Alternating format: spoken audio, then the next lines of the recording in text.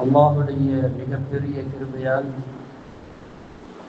புனிதமான ஹஜ்ஜுடைய மாதத்தை நாம் எதிர்நோக்கி இருக்கிறோம்.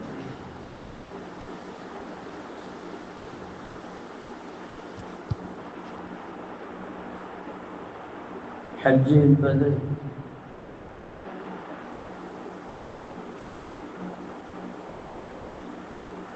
அது எண்ணப்பட்ட சில நாட்கள் தான், 5 நாட்கள். துல் ஹஜ் மாதத்துடைய 5 நாட்கள் தான். அல் ஹஜ் அஷ்ஹுரும் மஅலூமாத் அப்படின்னு நல்லா சொல்லுவாங்க. ஹஜ் என்பது எண்ணப்படக்கூடிய சில மாதங்கள், அதிலேயும் சில நாட்கள் என்று எல்லாம் சொல்றாங்க. துல் ஹஜ் மாசத்துடைய பிறை 8 ஹஜ்ஜுடைய அமல்கள் ஆரம்பமாகும். பிறை 8, பிறை 9, பிறை 10, பிறை 11, பிறை 12 இதோட முடிஞ்சு. இந்த 5 நாள் தான் ஹஜ்ஜுடைய முக்கியமான அமல்கள். அதிலையும் 9வது நாளாகிய அரஃபாவுடைய தினம், இதுதான் ஹஜ்ஜுடைய மிக ஃபர்லான கடமை. இந்த ஒரு நாளை விட்டுட்டோம்னா திரும்ப ஹஜ்ஜு செய்யறாருன்னா அடுத்த வருஷத்துக்கு தான் வர முடியும்.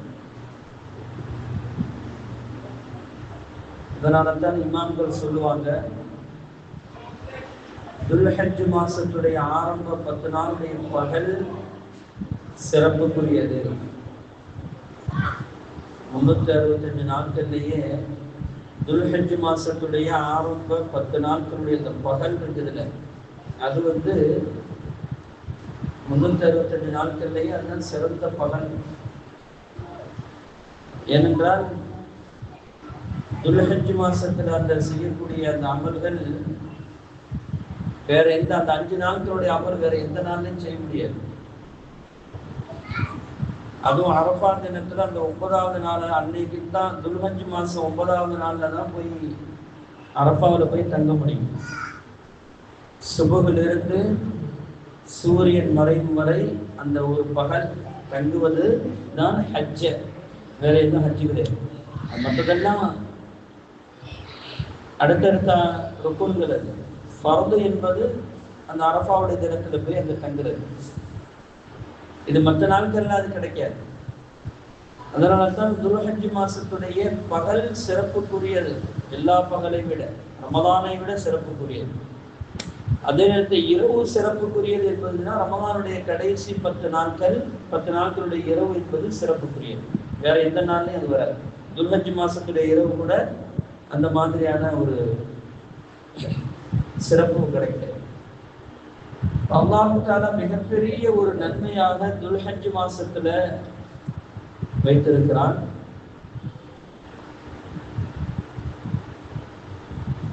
கண்மணி முஹம்மது ரசூலுல்லாஹி ஸல்லல்லாஹு அலைஹி வஸல்லம் அவர்கள் சொல்லுவார்கள், நம்ம சென்ற வாரம் கூட நம்ம சொன்ன நினைக்கிறேன், வசதி வாய்ப்புகள் இருந்தும் எவன் ஒருவன் ஹஜ் செய்யாமல் மரணிப்பானோ அவன் யூதனாகவோ கிறிஸ்துவனாகவோ மரணித்து போகட்டும், அல்லது நெருப்பு விளங்கியாகவே மரணித்து போகட்டும் என்று கண்மணி முஹம்மது ரசூலுல்லாஹி ஸல்லல்லாஹு அலைஹி வஸல்லம் அவர்கள் சொல்லி தந்திருக்கிறார். அதன் அடிப்படையில் பார்த்தால் வசதி வாய்ப்புகள் இருந்து உடல் ஆரோக்கியம் இருக்குமையானால் அவனுக்கு ஹஜ் என்பது கட்டாய கடமை, அவனுக்கு கடமையாகிறது. அதில் அவனுக்கு முழு கவனம் செலுத்த வேண்டும்.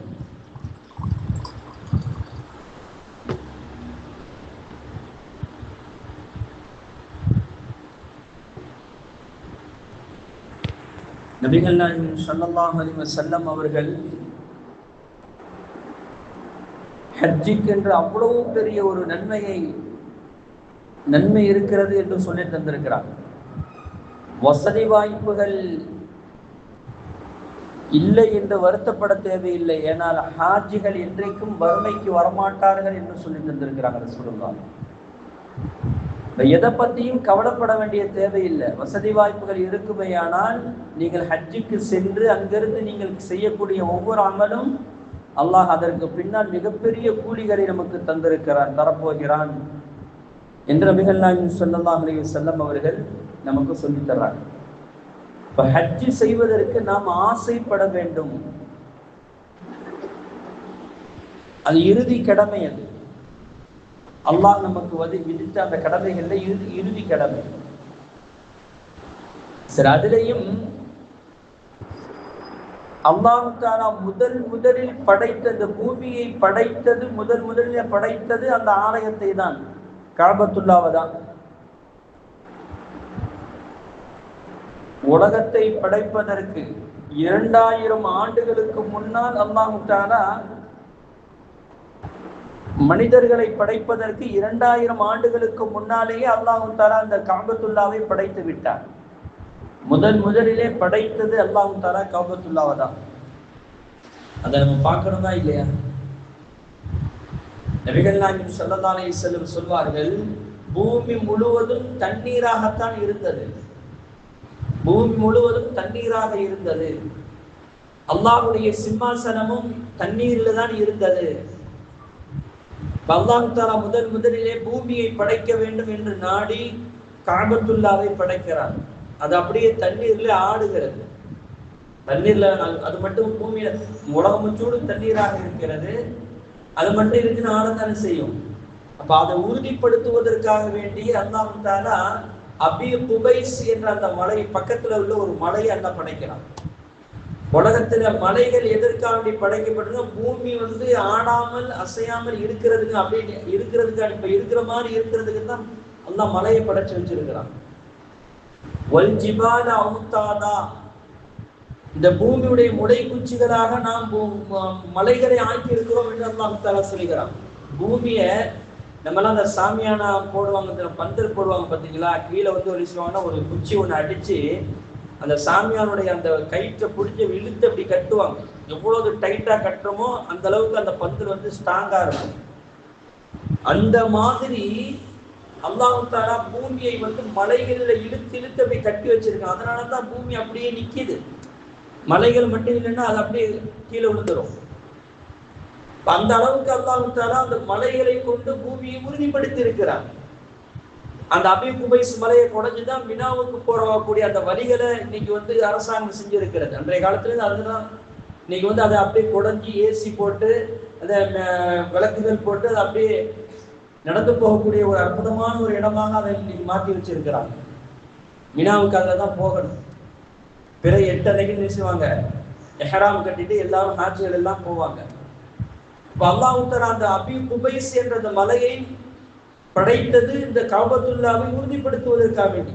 மலக்குமார்கள் கேட்கிறாங்க, யா அல்லாஹ், இந்த மலையை நீ இவ்வளவு இந்த பூமியை படைச்ச உடனே அந்த பூமி தண்ணீர்ல ஆட ஆரம்பிச்சிச்சு, மலையை படைச்ச உடனே அது அப்படியே நின்றுச்சு, இது எவ்வளவு பெரிய சக்தி வாய்ந்ததாக இருக்க முடியும் என்று மலக்குமார்கள் ஆச்சரியப்பட்டு கேட்டதோடு திரும்ப கேட்கிறாங்க, இதை விட நீ சக்தி வாய்ந்ததை நீ படைத்து இருக்கிறாயா என்று கேட்கும்போது, அப்ப அல்லாஹ் சொன்னானா, நான் இரும்பை நான் படைத்திருக்கிறேன்.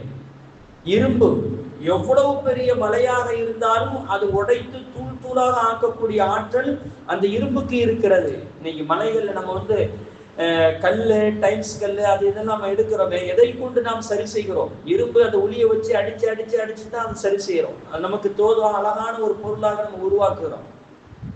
அப்ப இதைகளெல்லாம் அந்த இரும்பை கொண்டுதான் மலைகளை சரி செய்ய முடியும். இரும்பை கொண்டு மலைகள் தூள் தூளாக ஆக்கப்படும். மலைகளை விட சக்தி வாய்ந்ததாக இரும்பை நான் படைத்திருக்கிறேன் என்று அல்லாஹ் தஆலா சொல்கிறார். அப்ப அல்லாஹ் திரும்ப மலக்குமார்கள் கேட்டாங்க, யா அல்லாஹ், இந்த இரும்பை விட சக்தி வாய்ந்தது வேற எதுவும் நீ படைத்திருக்கிறாயா? ஏன்னா மலக்குமார்களுக்கு இந்த அளவுக்கு அறிவு இருக்காது. எதை அல்லாஹ் தஆலா சொன்னானோ அது மட்டும்தான் அவர்களுக்கு அறிவு. அதை தாண்டி சிந்திக்க மாட்டாங்க. அவங்க இந்த ஒரு மலைக்கிட்ட அல்லாஹ் தஆலா தண்ணி எடுத்துட்டு வான்னு சொன்னா அதை மட்டும்தான் அவங்களால செய்ய முடியும். அதை தாண்டி அவங்க வேற எதுவும் செய்ய மாட்டாங்க. அல்லாஹ் எதை கட்டளையிட்டானோ அதை மட்டும்தான் செய்வாங்க மலக்குமார்கள். எதை செய்ய சொன்னானோ அதை மட்டும்தான் செய்வாங்க. அதை தாண்டி எதையும் செய்யவும் மாட்டாங்க, கூடுதல் செய்ய மாட்டாங்க, குறைச்சும் செய்ய மாட்டாங்க. அப்ப மலக்குமார்கள் கேட்கிறாங்க, யா அல்லாஹ், இரும்பை விட சக்தி வாய்ந்ததை நீ படைத்திருக்கிறாயா? அல்லாஹ் சொன்னா, நான் நெருப்பை படைத்திருக்கிறேன். எவ்வளவு பெரிய இரும்பாக இருந்தாலும் நெருப்புல தூக்கி போட்டா அது அப்படியே உருகி தண்ணீர் போல ஓட வைத்து விடும். நெருப்பை நான் படைத்திருக்கிறேன் என்று அல்லாஹ் தஆலா சொல்றான். அப்ப திரும்ப மலக்கு கேட்டாங்க, மலக்குமார்கள் கேட்கிறாங்க, நெருப்பை விட சக்தி வாய்ந்தது எதை படைத்திருக்கிறாயா? நான் தண்ணீரை படைத்திருக்கிறேன். தண்ணீர் எவ்வளவு பெரிய மழையாக இருந்தது, எவ்வளவு பெரிய நெருப்பாக இருந்தாலும் அது தண்ணீர் அணைத்து விடும் என்று அல்லாஹ் தஆலா சொல்றான். இப்ப திரும்ப மலக்குமார்கள் கேட்கிறாங்க, யா அல்லாஹ், இதை விட சக்தி வாய்ந்ததை நீ படைத்திருக்கிறாயா என்று. 2 ரிவாயத் வருது. ஒண்ணு, நான் மனிதனுடைய உள்ளத்தை நான் படைத்திருக்கிறேன். மனிதனுடைய உள்ளம் எல்லாத்தை விட சிறந்தது, எல்லாத்தை விட, எல்லா சக்திகளை விட சிறந்தது. வானத்தை விட, பூமியை விட, இரும்பை விட, நெருப்பை விட, மலைகளை விட, எல்லா வஸ்துக்களை விடவும் ஆற்றல் உடையது, சக்தி உடையது மனிதனுடைய அந்த உள்ளத்தை நான் படைத்திருக்கிறேன் என்று அல்லாஹ் தஆலா சொல்கிறான். இது ஒரு ரிவாயத். இன்னொரு ரிவாயத்தில் என்ன தெரியுமா? ரகசியமாக தர்மம் செய்வது இருக்கிறது, இது எல்லாத்தையும் விட சிறந்தது என்று அல்லாஹ் தஆலா சொன்னதாக நபிகள் நாயகம் ஸல்லல்லாஹு அலைஹி வஸல்லம் அவர்கள் சொல்லித்தரார். அப்ப இந்த உள்ளத்தை பண்படுத்துவது என்பது அது மிகப்பெரிய விஷயங்க. அது சாதாரணமான விஷயம் அல்ல. உள்ளம் பண்படுவது என்பது அது எல்லா வஸ்துக்களை விட சிறந்தது. அதனால்தான் சஹாபாக்கள் எப்படி வாழ்ந்தார்கள் தெரியுமா? சஹாபாக்கள் வெளியூருக்கு போகும்போதெல்லாம் ஒரு இரவு நேரத்துல ஒரு இடத்துல போய் தங்குற மாதிரி இருந்துச்சுன்னு சொன்னா அந்த இடத்துல இருந்துகிட்டு ஒரு மரத்து மேல ஏறிக்கிட்டு சொல்லுவாங்களாம், நாங்கள் ரசூலுல்லாஹி ஸல்லல்லாஹு அலைஹி வஸல்லம் அவர்களுடைய தோழர்கள் வந்திருக்கிறோம், பயணத்தில் வந்திருக்கிறோம், இன்று இரவு நாங்கள் இங்குதான் தங்க போகிறோம். ஆகையால் இந்த இடத்தில் இருக்கக்கூடிய விஷ ஜந்துகள் அல்லது விலங்குகள் எல்லாம் இந்த இரவு மட்டும் நீங்கள் வேறு இடத்திற்கு சென்று விடுங்கள் என்று ஒரு சஹாபி எந்திரிச்சு சொல்லுவாங்க. சஹாபாக்கள் சொல்றாங்க, சொன்ன அடுத்த கடமே அங்கிருந்து இருக்கக்கூடிய அனைத்து உயிரினங்களும் அனைத்து ஜீவராசிகளும் தங்களுடைய குட்டிகளை வாயில கட்டிக்கொண்டு வேறு இடத்துக்கு போவதை நாங்கள் கண்ணால் பார்ப்போம் என்று சஹாபாக்கள் சொல்றாங்கன்னு சொன்னா, ஏன் இவ்வளவு பெரிய அந்தஸ்து கிடைத்தது, இவ்வளவு பெரிய ஆற்றல் கிடைத்தது? உள்ளத்தை பண்படுத்தியதால் வந்தது. உள்ளத்தை அவர்கள் பரிசுத்தமாக்கி வைத்து அல்லாஹ்வோடு தன்னை இணைத்துக் கொண்டதனால், அல்லாஹ்வோடு தன்னுடைய உள்ளத்தை ஆக்கி கொண்டதனால் இவ்வளவு பெரிய ஆற்றலை அல்லாஹ் தஆலா கொடுக்கிறார். எல்லா வஸ்துக்களையும் அல்லாஹ் தஆலா அவர்களுக்கு அர்ப்பணித்து கொடுத்தான். எல்லா வஸ்துக்களும் அவர்களுக்கு அடிபணித்தன. ஒரு சஹாபி ஒரு ஊருக்கு போறாங்க. அந்த ஊர் மக்கள் பயந்துகிட்டு இருக்கிறாங்க, அங்க போகாதீங்க போகாதீங்க. ஏன், என்ன ஆச்சு? அங்க ஒரு காட்டு சிங்கம் வந்து ஊருக்குள்ள வந்துருச்சு, யாரும் போறதுக்கு பயப்படுறாங்க. சிங்கத்தை காட்டுக்கிட்டாங்க, அதை சிங்கத்தை காட்டுறாங்க. வெறுவெறுன்னு அந்த சஹாபி போனாங்க. போய் காதை பிடிச்சி திருவி, நீ இங்க இருக்கக்கூடிய ஆள் இல்ல, நீ காட்டுப்பகுதியில் இருக்கக்கூடிய ஆளு, இது நீ எப்படி இங்க வந்த? இந்த மனிதர்கள் வாழக்கூடிய இடம் இல்லை அப்படின்னு சொல்லி அதை காதை பிடிச்சி திருவி சொன்னாங்க. நான் படையோடு, இஸ்லாமிய படைகளோடு நான் வந்த வழி தவறிட்டேன். அந்த இஸ்லாமிய படைகள் எந்த வழியில போறாங்கிறது நீ அந்த வழியை காட்டி கொடுக்கணும்னு சொன்ன அந்த சிங்கம் அந்த இஸ்லாமிய படைகளுடைய சென்றாக்கூடிய அந்த வழிகளை காட்டி கொடுத்தது என்று வரலாறு சொல்லி தெரிகிறது. நம்ம செய்ய முடியுமாங்க? நம்ம போய் பக்கத்து நாயை குலைச்சாலே நம்ம திருப்பி பார்க்க மாட்டோம்.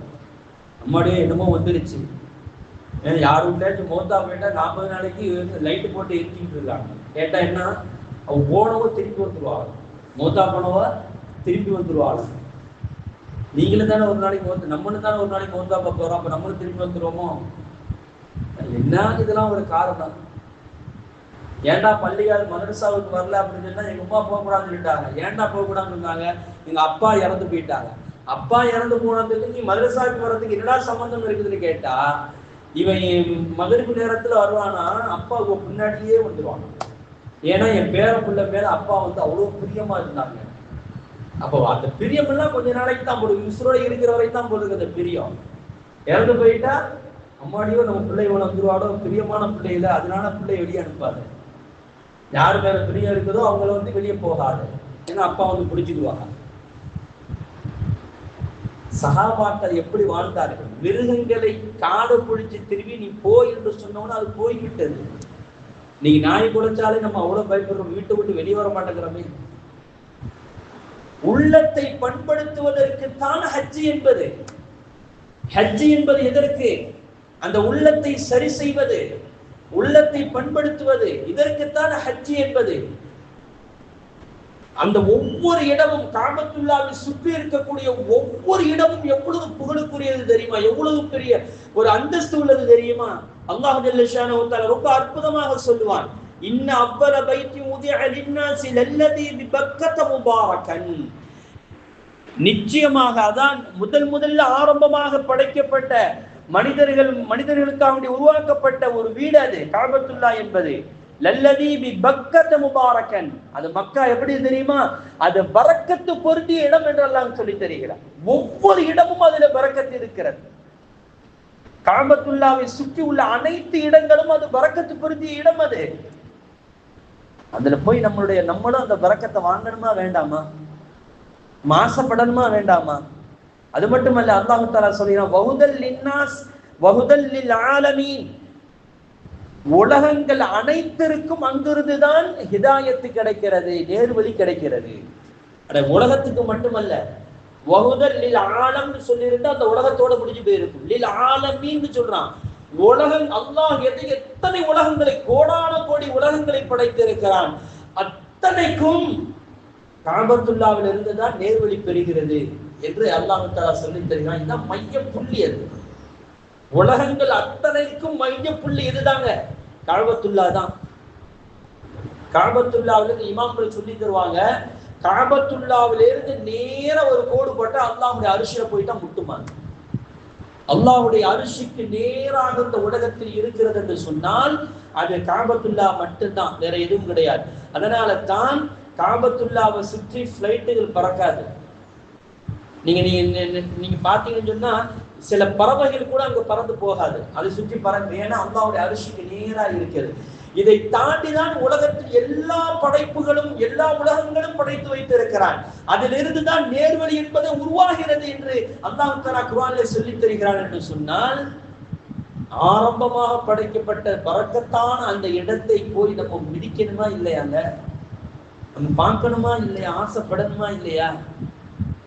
ஏன் நம்முடைய உள்ளத்தை பரிசுத்தப்படுத்துவதற்கு மிகப்பெரிய ஒரு அமல் ஹஜ்ஜுடைய அமல். நியத்து வைங்க, இன்ஷா அல்லாஹ் அடுத்த வருடம் நம்ம தெருவில் இருந்து நிறைய பேர் ஹஜ்ஜுக்கு போகணும். நிறைய பேர் ஹஜ்ஜுக்கு போகணும் இன்ஷா அல்லாஹ். ஊர் முழுக்க ஊர் மக்கள் நின்று வழி அனுப்பி வைக்கணும் ஹஜ்ஜுக்கு போவது. அது எவ்வளவு பெரிய பாக்கியம் தெரியுமா? அது அன்றைய காலத்துல அது நடைபெற்று கொண்டு, இன்னைக்கு அது அது இல்லாமல் போய்விட்டது.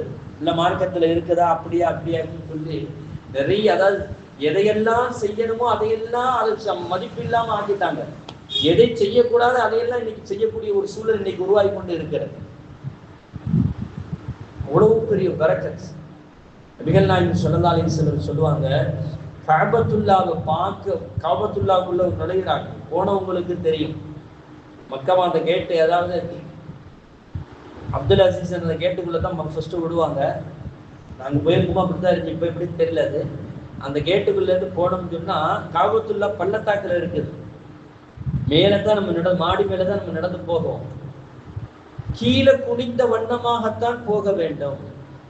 காபத்துல்லாவை போய் அந்த கீழே அன்றதோட இறங்கி எந்த விதமான மறைவுகளும் இல்லாமல் நேரடியாக காபத்துல்லாவை போய் பார்க்கிறோம். பார்த்தீங்களா? நேரா காபத்துல்லா நேருக்கு நேரா நம்ம பார்க்கிறோம். பார்த்தீங்களா?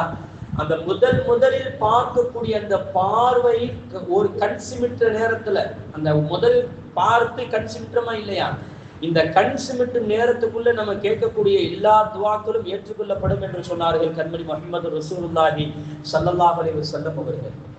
அதனால காபத்துல்லாவுக்கு போறவங்க, இன்னுமே ஹஜ்ஜிக்கோ அல்லது உம்ராவுக்கு போறவங்க வழிகாட்டிகள் எல்லாம் சொல்லுவாங்க. ஆனா இருந்தாலும் நம்ம மனசுல ஞாபகம் வச்சுக்கிறோங்க, காபத்துல்லா அண்டர் கிரவுண்ட்ல இருக்கும், கீழே இருக்கும். நம்ம மேலதான் ஃபர்ஸ்ட் நடந்து போவோம், கீழே நடந்து போக மாட்டோம். அப்போ அந்த கீழே குனிஞ்ச வண்ணமாகத்தான் போகணும். காபத்துல்லாவை எப்பொழுது நேரடியாக அந்த கருப்பு கல்ல பார்க்கிறோமோ, கருப்பு திரையை நம்ம பார்க்கிறோமோ, அப்பொழுது ஒரு முதல் பார்வை, அந்த முதல் பார்வை பார்த்து அந்த கண் சிமிட்டுறதுக்கு முன்னால நம்ம கேட்கக்கூடிய என்ன துவாவா இருந்தாலும் அல்லாஹ் தஆலா ஏற்றுக்கொள்வாங்க. அதனால தான் இமாம்கள் சொல்லுவாங்க, யா அல்லாஹ் நான் வாழ்நாட்களில் செய்துவிட்ட இனிமேல் செய்ய போகின்ற அனைத்து துஆக்களையும் ஏற்றுக்கொள் என்று மொத்தமாக நீங்க செஞ்சிருங்க அப்படின்னு இமாம்கள் சொல்லி தருவாங்க. இவ்வளவு பெரிய பாக்கியம்ல. அந்த கஅபத்துல்லாவை பார்த்த உடனே ஒரு ஆனந்த கண்ணீர் வரும் பாருங்க. உலகத்துல அந்த பூரிப்பு வேற எதுலையுமே கிடைக்காது. அவ்வளோ பெரிய ஒரு பூரிப்பு கிடைக்கும். தவாஃப் போகும்போது அப்படியே நடந்து போய் அந்த தவாஃப் ஃபர்ஸ்ட் ஹஜ்ருல் அஸ்வத் கல்லில் இருந்து தான் பிஸ்மில்லாஹி அல்லாஹு அக்பர் சொல்லிட்டு ஆரம்பிப்பாங்க. தவாஃபுடைய நியத், தவாஃப் என்பது 7 சுற்று. கஅபத்துல்லாவை அந்த கருப்பு கட்டடத்தை 7 சுற்றுவதற்கு பேர் ஒரு தவாஃப்னு சொல்லுவாங்க. 7 சுற்று சுற்றணும். அது எதுல இருந்து ஸ்டார்ட் பண்ணணும்? ஹஜ்ருல் அஸ்வத் கல்லில் இருந்து தான் ஆரம்பிக்கணும். ஹஜ்ருல் அஸ்வத் கல்லத்தை முத்தமிட்டுட்டு தான் நம்ம ஆரம்பிக்கணும். கூட்டமா இருந்துச்சுன்னா கையை தூக்கி காமிச்சாலே போதும். நபிகள் நாயகம் ஸல்லல்லாஹு அலைஹி வஸல்லம் சொல்லுவாங்க,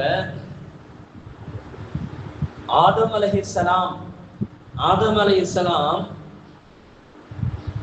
கஅபத்துல்லாவை தவாஃப் செஞ்சுட்டு வர்றாங்க, சுற்றிட்டு வர்றாங்க. மலக்குமார்கள் என்ன செஞ்சாங்கன்னா, நீங்க படைக்கப்படுறதுக்கு 2000 வருஷத்துக்கு முன்னாலே நாங்க சுத்திட்டோம் அப்படின்னு சொல்லி சொல்லுவாங்க. மலக்குமார்கள் சொன்னாங்களா? ஆதம் அலைஹிஸ்ஸலாம் கேட்டாங்களாம், நீங்க தவாஃப் செய்யும் போது என்ன சொல்லிக்கிட்டு நீங்க தவாஃப் செஞ்சீங்கன்னு கேட்டாங்க. அப்ப மலக்குமார்கள் சொன்னாங்களாம், சுப்ஹானல்லாஹி வல்ஹம்துலில்லாஹி வலா இலாஹ இல்லல்லாஹு வல்லாஹு அக்பர் என்று சொல்லிதான் நாங்க தவாஃப் செஞ்சோம் அப்படின்னு. ஆதம் அலைஹிஸ்ஸலாம் சொன்னாங்களாம், இனிமேல் நீங்க தவாஃப் செய்யும் போது வலா ஹவ்ல வலா குவத்த இல்லா பில்லாஹில் அலியில் அஸீம் என்று சொல்லுங்கள். ஏனென்றால் அது மிகப்பெரிய ஆற்றலை உருவாக்கி தரும் என்று ஆதம் அலைஹிஸ்ஸலாம் அவர்கள் சொன்னாங்க. ஏன்னா அல்லாஹ்வுடைய நாட்டம் வேணும்ல, அல்லாஹ்வுடைய நாட்டம்னு ஒண்ணு வேணும்ல. நம்ம தவாஃப் செய்யறதுக்கோ அல்லது ஏன்னா தவாஃப் ஹஜ்ஜிக்கு நம்ம ஹஜ்ஜி உம்ரான்னு நம்ம நிறைய சொல்றோம், ஹஜ்ஜி உம்ரான்னு நம்ம ஆசைப்படுறோம்.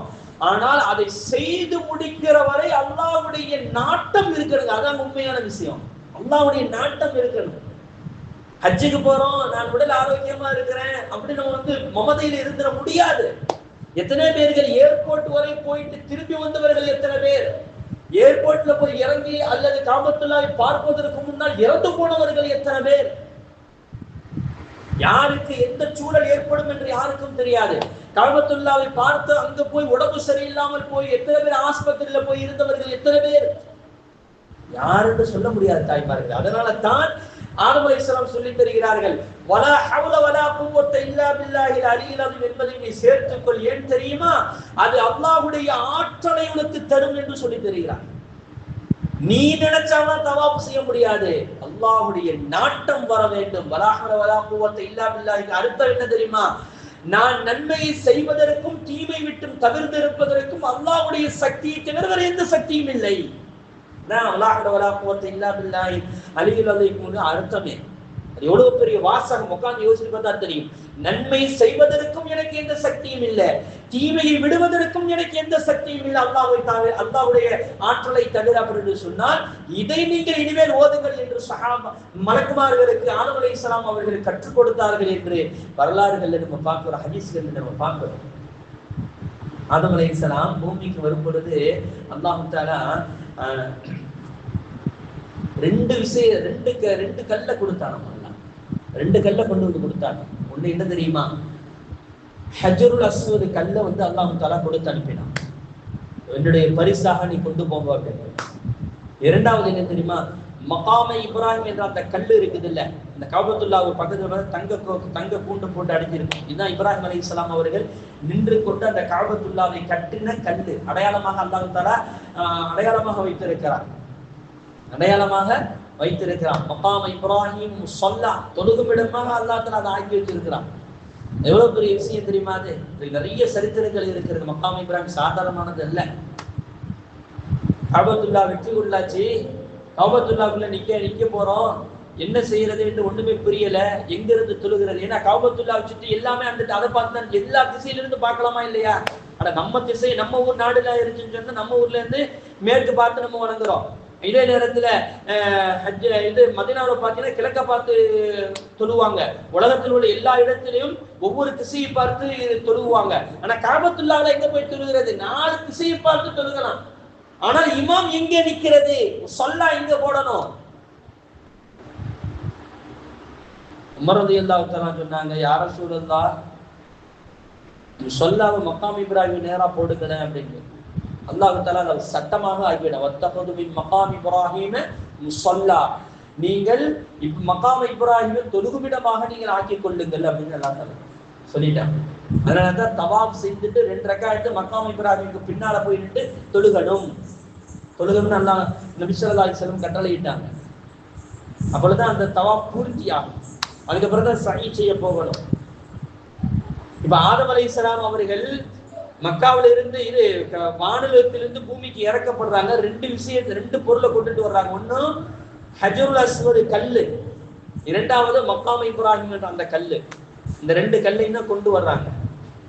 ஹஜருல் அஸ்வத் கல்லு ரசூலுல்லாஹி ஸல்லல்லாஹு அலைஹி வஸல்லம் சொன்னாங்க, இந்த ஹஜருல் அஸ்வத் கல்லு வானத்திலிருந்து இறக்கும் பொழுது அது பாலை விட வெண்ணிறமாக இருந்தது, அவ்வளவு வெண்மையாக இருந்தது.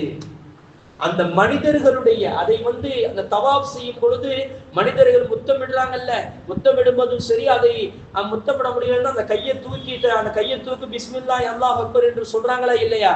இந்த மாதிரி யாரெல்லாம் செய்யறாங்களோ எல்லா மனிதர்களுடைய அந்த தவறுகளை பாவங்களை எல்லாம் அது இழுத்து இழுத்து இழுத்து அது கருப்பாக மாறிவிட்டது என்று ரசூலுல்லாஹி ஸல்லல்லாஹு அலைஹி வஸல்லம் அவர்கள் சொல்றாங்க. உமர் ரலியல்லாஹு தஆலா சொன்னாங்க, அவங்க அமீருல் முஃமினீனா இருக்கும்போது ஹஜருல் அஸ்வத் கல்லை பார்த்து சொன்னாங்க,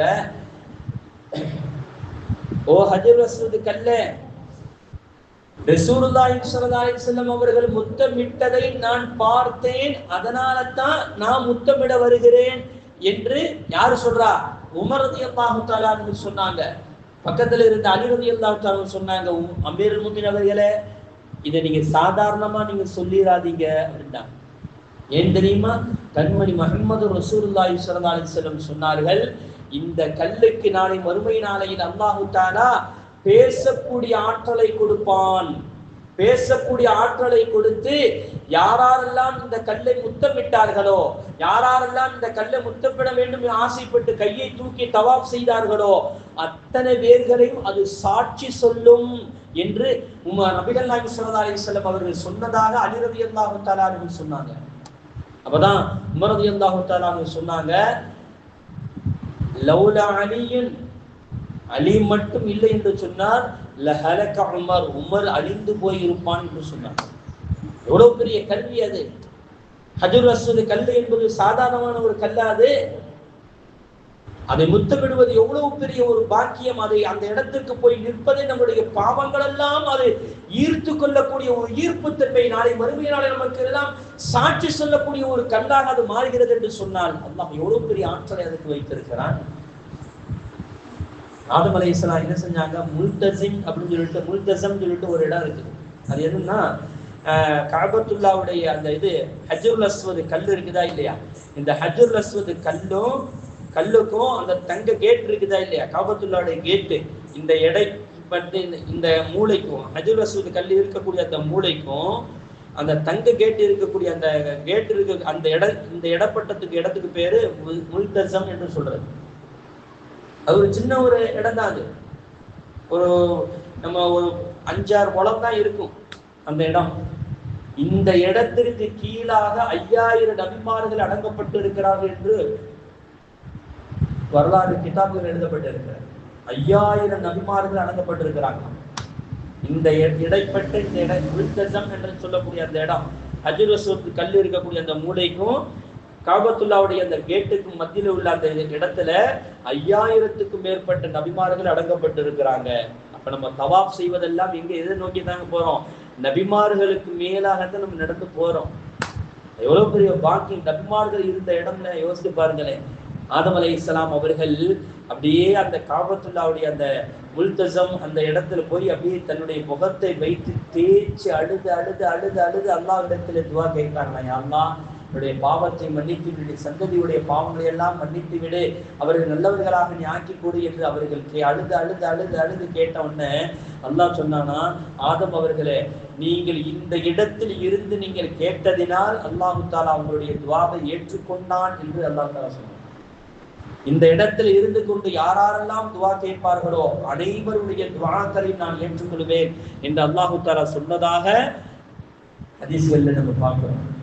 முல்தஸம் என்ற இடம் அவ்வளவு ஒரு பாக்கியமுடைய இடம். அது அந்த இடத்துல எல்லாம் போய் 2 ரக்காத்து நம்ம தொழுகணும், பாக்கியம் கிடைக்கணும். அதனால தான் கூட்டா போனோம்னு சொன்னா வளைய மாதிரி போட்டுக்கிட்டு 2 பேரா ஒவ்வொரு ஆளா அப்படியே போய் தொழுகணும். அந்த இடத்துல தான் பயங்கரமான கூட்டமா இருக்கும். ஏன்னா ஹஜ்ஜர் ரசூல் கல்ல முத்தம் இருந்ததுக்கு கிட்டத்தட்ட 1000 பேருக்கு மேல அது முண்டி அடிச்சுட்டு நிற்பாங்க. கீழே விழுந்துட்டா முடிஞ்ச ஜனாதா தான். நல்லா கீழே விழுவாம பாத்துக்கிறாங்க. அதுக்கெல்லாம் போய் முத்தமிறதுக்கு ஒரு தைரியம் வேணும். அந்த இடத்துல போய் நின்று தொழுவது அவ்வளவு பெரிய பாக்கியம் என்று நபிகள் நாயகம் ஸல்லல்லாஹு அலைஹி வஸல்லம் அவர்கள் நமக்கு சொல்லி தந்திருக்கிறார். தவாப் செய்து விட்டு, அது ஒரு மிகப்பெரிய ஒரு பரக்கத்து. தவாப் செய்து விட்டு மக்காம் இப்ராஹிமில போய் என்னது மக்காம் இப்ராஹிம் 2 ரக்காத் தொழுது விட்டு அதுக்கப்புறம் என்ன செய்யணும்? நல்ல ஜம்சம் தண்ணீரை குடின்னு குடிக்கணும். வயிறு முட்டை குடிக்கணும்னு ரசூலுல்லாஹ் சொல்றாங்க. எவ்வளவு ஒன்னால முடியுமோ இந்த இடத்துல மட்டும்தாங்க ரசூலுல்லாஹ் ஜம்சம் தண்ணீரை குடிக்கிற விஷயத்துல மட்டும்தான் நீ வயிறு முட்டை குடி என்று சொன்னார்கள். வேற எந்த இடத்துல சாப்பாடு எவ்வளவு பெரிய உயர்ந்த சாப்பாடாக இருந்தாலும் காவயிறு சாப்பாடு, காவயிறு தண்ணி, அரை வயிறு நீ ஃப்ரீயா விட்டுருன்னு சொன்னாங்க ரசூலுல்லாஹ். வயிறு முட்டை எதையும் சாப்பிடாத, எதையும் குடிக்காத என்று சொன்னார்கள். ஆனால் ஜம்சம் தண்ணீரை மட்டும்தான் நீ வயிறு முட்டை குடி என்று சொன்னார்கள். நீ எந்த நோக்கத்திற்காக ஜம்சம் தண்ணீர் குடிக்கிறாயோ அது நிச்சயம் அந்த எண்ணம் கபூலாக்கப்படும், அது நிறைவேற்றப்படும் என்று சொன்னார்கள். அன்பில் முஹம்மது ரசூலுல்லாஹி ஸல்லல்லாஹு அலைஹி வஸல்லம் உணவாக நினைத்து ஒரு மனிதன் ஜம்சம் தண்ணீரை குடிப்பானால் அதை விட சிறந்த உணவு வேற எதுவும் இல்லை, வேற எதுவுமே இல்லை. எனக்கு நோய்கள் ஷிஃபாவாக வேண்டும், நோய் நிவாரணை வேண்டும் என்று அந்த நியத்தில் எவன் ஜம்சம் தண்ணீரை குடிப்பானோ நிச்சயம் அல்லாஹ் தஆலா அவனுடைய நோயை நீக்குவான். அந்த ஆற்றல் அந்த தண்ணீருக்கு இருக்கிறது. அந்த தண்ணீர் எப்படி வந்தது? இஸ்மாயில் அலைஹிஸ்ஸலாத்துடைய தூண்டுதலின் காரணமாக வந்தது. ஜம்சம் உலகத்தில் அது மாதிரியான ஒரு சுத்தமான தண்ணீர் வேற எதுவும் இல்லை என்று இன்னைக்கு உள்ள விஞ்ஞானிகள் ஆராய்ச்சி செய்து சொல்றாங்க. எல்லா விதமான சக்தியும் இருக்கிறது. எத்தனை ஆண்டுகள் இருந்தாலும் அந்த தண்ணீர் கெட்டு போகாது. ஜம்சம் தண்ணீர் ஒரு காலமும் கெட்டு போகாது. அவ்வளவு பெரிய பரிசுத்தமான ஒரு தண்ணீரை அல்லாஹ் தஆலா ஜம்சம் தண்ணீர்ல வச்சிருக்கிறான்னு சொன்னா, ஒரு ஆற்றலை வைத்திருக்கிறான்னு சொன்னா எவ்வளவு பெரிய ஆற்றல். கிட்டத்தட்ட 1980 அந்த மாதிரி தான் நினைக்கிறேன், அது சரியா தெரியல, படிச்சு ரொம்ப நாளாச்சு. அப்போது அமெரிக்காவுடைய மிகப்பெரிய ராட்சச மோட்டரை வச்சு இறக்கிறாங்க ஜம்சம் தண்ணீர். அப்போலாம் மூடல, இப்பதானே மூடப்பட்டது. இப்பதான் 2000க்கு அப்புறம் தான் அது மூடப்பட்டது. 2010க்கு அப்புறம் தான் அது மூடப்பட்டது. அதுக்கு முன்னாடிலாம் திறந்துதான் இருந்துச்சு. அதாவது ஏன் மூடுனாங்கன்னு சொன்னா, ஜம்சம் தண்ணீர் அது அந்த இடத்த அடையாளம் போட்டு வச்சிருப்பாங்க. அது தெரியாத அளவுக்கு வச்சிருக்கிறாங்க. அங்கே இருந்து மோட்ரு போட்டு குழாய் போட்டு அந்த சரி செஞ்சுட்டு வெளியே வரக்கூடிய அந்த இடம் ரசூலுல்லாஹி ஸல்லல்லாஹு அலைஹி வஸல்லம் அவர்களுக்கு பிறந்த இடம் இருக்கிறது. அதற்கு அபிய குபைஸ் மலையை கொடைஞ்சி அந்த இடத்துல தான் ஜம்சம் தண்ணீர் பேக் பண்ணக்கூடிய அந்த மிஷினரி வச்சிருக்கிறாங்க. போனவங்களுக்கு தெரியும். சரி செஞ்சுட்டு சஃபா மருவாவிலிருந்து வெளியாகி நேர பார்த்தா ஜம்சம் ரசூலுல்லாஹி ஸல்லல்லாஹு அலைஹி வஸல்லம் அந்த வீடு தெரியும். அதுக்கு பக்கத்துல தான் ஜம்சம் தண்ணீர் பேக் பண்ணக்கூடிய அந்த மிஷினரி எல்லாம் வச்சிருக்கிறாங்க. இங்க இருந்து குழா போட்டு அங்க வச்சு எடுக்கிறாங்க. ஏன்னு சொன்னா, கடமையான குளிப்பு உடையவர்கள் போய் அங்க நேரடியா குளிக்க ஆரம்பிச்சிட்டாங்க ஜம்சம் தண்ணீர். அது தப்பு தானே. அதுக்காக வேண்டிதான் அந்த கவர்மெண்ட் ஃபுல்லா முடிஞ்சிச்சு, அடையாளமே இல்லாம ஆக்கிடுச்சு. போய் நீங்க பாத்தீங்கன்னா எந்த இடத்துல ஜம்சம் தண்ணி இருந்ததுன்னு தெரியாது. ஆனால் காபத்து அந்த மக்காம் இப்ராஹிமுக்கு நேரா பின்னாலதான் அந்த இடம். இப்போ தெரியாது, அப்படின்னு மூடி வச்சிருக்கிறான். அவ்வளவு அற்புதமான ஒரு தண்ணீர். ராட்சச பம்புகளை வச்சு அந்த தண்ணீரை இறைச்சியும் 1 இன்ச்சு கூட குறையவில்லை என்று சொன்னான். 1 இன்ச்சு கூட குறையவில்லை. ஏன்னா அல்லாஹ்வுடைய நேரடி அங்க அருள் இறங்குகிறது. அல்லாஹ் சொல்றாங்க, லல்லதி பக்கத்த முபாரக்கன், பரக்கத்து பொருந்திய இடம் என்று. அந்த பரக்கத்து உள்ள அந்த தண்ணீரை குடிக்கணுமா வேண்டாமா? எவ்வளவு பெரிய ஆற்றல் அது. சஃபா மருவா தொங்கோட்டம் ஓடுகிறோமே, சஹீ செய்கிறோமே, இது யாருடைய தியாகம்? உங்களை போன்ற ஒரு பெண்மணி செய்த தியாகம். யாருக்காக வேண்டி? தன்னுடைய ஒரு மகனுக்காக வேண்டி செய்த தியாகம். அந்த மகன் பின்னால் ஒரு தீர்க்கதரிசியாக வருகிறார். இது அவங்களுக்கு தெரியாது. ஆனால் பின்னால் அவங்க எல்லாம் ஒரு நபியாக வருகிறார்கள். அந்த பிள்ளைக்கு செய்த தியாகம் இன்னைக்கு எல்லாம் ஓடுட்டான்டா, ஓடிக்கிட்டே நிக்காதன்ட்டான். 24 மணி நேரமும் அந்த இடம் ஓடிக்கிட்டே இருக்கப்படுகிறது. ஹாஜரா அம்மையார் அவர்களை நினைவு கூறாமல் அந்த யாரும் அங்க போக முடியாது. எல்லாரும் பேசிக்கிட்டே போவாங்க. எந்தெந்த மொழிக்காரங்க வந்தாலும் எல்லா மொழிக்காரங்களும் பேசுவாங்க. ஹாஜரா அம்மையார் ஓடுனது, ஹாஜரா அம்மையார் ஓடுனது. பச்சை லைட்டு போட்டிருப்பாங்க, அந்த இடத்துல குதித்து குதித்து ஓட வேண்டும். ஏன் அந்த ஹாஜரா அம்மையார் அவர்கள் அந்த இடத்துல குதிச்சு குதித்து தன்னுடைய பிள்ளையை பார்த்துக்கிட்டே ஓடுனாங்க. அதே மாதிரியே ஓடிட்டாங்க. ஏன் கொஞ்சம் கூட கூடவும் கூடாது, குறையும் கூடாது. பிசுறு இல்லாம நீ ஓடணும் சொல்லிட்டாங்க. அல்லாஹ் தஆலா ஓட வச்சுட்டாங்க. காரணம் அவர்கள் செய்த தியாகம். அவர்கள் செய்த தியாகம் எப்படி இருக்கும் யோசித்து பாருங்கள் தாய்மார்கள். அது எவ்வளவு பெரிய அற்புதமான ஒரு நிகழ்வு. அரஃபா மைதானம் சொல்லவே தேவையில்லை. பிறை 9 அன்னைக்கு அரஃபா மைதானத்தில் உட்காருவதுதான் ஹஜ்ஜி என்பது. அதை விட ஒரு பெரிய பாக்கியம் உலகத்துல வேற எதுவும் இருக்க முடியாதுங்க. எல்லாருடைய பாவத்தையும் அல்லாஹ் தஆலா மன்னிக்கிறான். முன் செய்த எல்லா பாவங்களும் அல்லாஹ் மன்னித்து விடுகிறான். முன் செய்த எல்லா பாவங்களும் மன்னிக்கப்படக்கூடிய ஒரு நாள் அது அரஃபாவுடைய தினத்தில் தான். ரசூலுல்லாஹி ஸல்லல்லாஹு அலைஹி வஸல்லம் இப்படி சொல்லுவாங்க, அரஃபா தினத்திலே இருந்து கொண்டு என்னுடைய பாவங்கள் மன்னிக்கப்படுமா கூடப்படுமா படாதா என்று எவனாவது சந்தேகப்படுவானேயானால் அவன் தான் மிகப்பெரிய பாவி என்று சொன்னார். 100% இல்ல, 1000% அதையும் தாண்டி அவனுடைய பாவங்கள் எல்லாம் மன்னிக்கப்பட்டு விடும். அப்படிப்பட்ட ஒரு இடம் தான், ஒரு நேரம் தான் அரஃபா மைதானத்துடைய அந்த நாள். துல்ஹஜ் மாதத்துடைய 9வது நாள். நம்ம இங்க இந்த ஊர்ல சொந்த ஊர்ல இருக்கிறவங்க அரஃபா தினத்தில் நோன்பு வைப்பாங்க. நோன்பு வைக்கணும். ரசூலுல்லாஹி ஸல்லல்லாஹு அலைஹி வஸல்லம் சொன்னாங்க, அரஃபா தினத்துல நோன்பு வச்சா 2 வருடத்துடைய நன்மைகள் உங்களுக்கு கிடைக்கிறது. முந்திய வருடத்துடைய பிந்திய வருடத்துடைய நன்மைகள் உங்களுக்கு கிடைக்கிறது என்று நபிகள் நாயகம் ஸல்லல்லாஹு அலைஹி வஸல்லம் அவங்க சொன்னாங்க. ஆனால் ஹஜ்ஜில் இருக்கக்கூடியவர்கள் அன்னைக்கு நோன்பு வைக்க வேண்டிய அவசியம் கிடையாது. வெற்றி பயணத்தின் மூலம் அரசு பேருந்துகளை பெண்களுக்கு கட்டணமில்லா பயணம் செய்ய வழிவகை செய்யப்படும். மரபானதை வாக்களித்து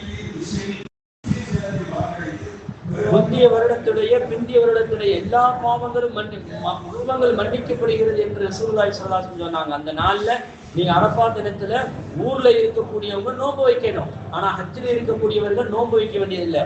முழுக்க அந்த நாள் முழுவதும், அந்த பகல் முழுவதும் துவா கேட்டுக்கொண்டே இருக்க வேண்டும். தன்னுடைய சொந்த பந்தத்துக்காக வேண்டி, தன்னுடைய உறவினர்களுக்காக வேண்டி, தன்னுடைய ஊர் மக்களுக்காக வேண்டி, உலக மக்களுக்காக வேண்டி, எல்லாருக்காக வேண்டி நீங்க துவா செய்து கொண்டே இருக்க வேண்டும். அதனால தான் ரசூலுல்லாஹ் சொன்னாங்க, அங்கே அரஃபா மைதானத்தில் லுஹருடைய நேரத்துல அசரை ஜம்மு கஸ்ர் செஞ்சு தொழுவாங்க.